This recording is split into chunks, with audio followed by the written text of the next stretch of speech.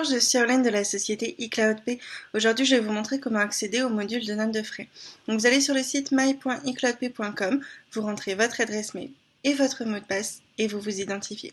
Vous arrivez donc sur la page des modules, vous allez choisir le module de notes de frais. Donc, dans les notes de frais à prévalider, vous allez retrouver les notes de frais que les salariés ont déposées avec leurs moyens de paiement personnel. Donc, vous allez les retrouver par employé et par montant. Lorsque vous allez dans les détails, vous pouvez directement prévalider les frais sélectionnés et exporter les kilomètres également si nécessaire. Ici, vous avez la note de frais, vous pouvez aller dans les détails. Donc, vous pouvez modifier la date, le montant payé également et vous pouvez ajouter un commentaire. Vous pouvez envoyer un retour au salarié pour qu'il puisse modifier sa note de frais. Donc, on va la prévalider. Vous allez la retrouver dans notes de frais à valider. Donc, ce sont les notes de frais qui ont déjà été prévalidées. Vous les retrouvez par type, par employé, par date et par montant. Donc, par exemple, on va prendre celle-ci. Vous pouvez directement valider la note de frais avec la petite coche ici. Vous pouvez également aller dans les détails. Lorsque vous êtes dans les détails, vous allez pouvoir modifier la date, le montant payé également, et vous pouvez modifier les taux de TVA, les taux de récupération, et vous pouvez ajouter une ligne. Vous pouvez également renvoyer la note de frais au prévalideur si vous trouvez qu'elle n'est pas correcte. Donc vous pouvez l'enregistrer et la valider. Donc, dans notes de frais à supprimer, vous allez retrouver simplement les notes de frais qui ont été supprimées par les salariés avant leur prévalidation. Dans notes de frais validées ou exportées, vous allez retrouver les notes de frais qui sont validées et qui ont été exportées afin de pouvoir les voir sur une longue période ou directement par salarié. Vous pouvez ensuite exporter le tableau.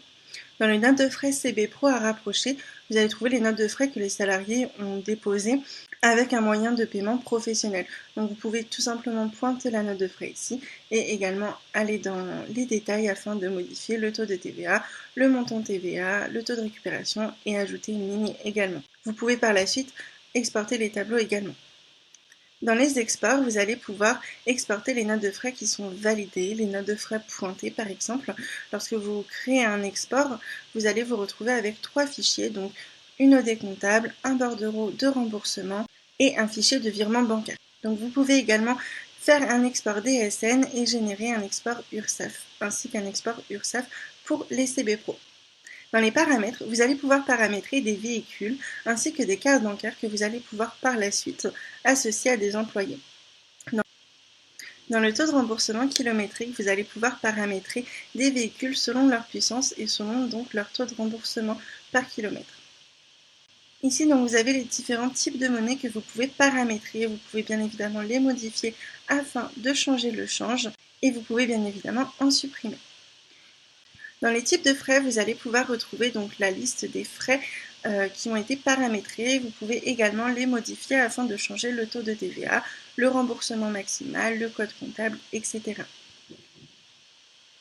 Vous avez également les types de documents qui vous permettent de renseigner les informations de l'entreprise, donc notamment les informations bancaires.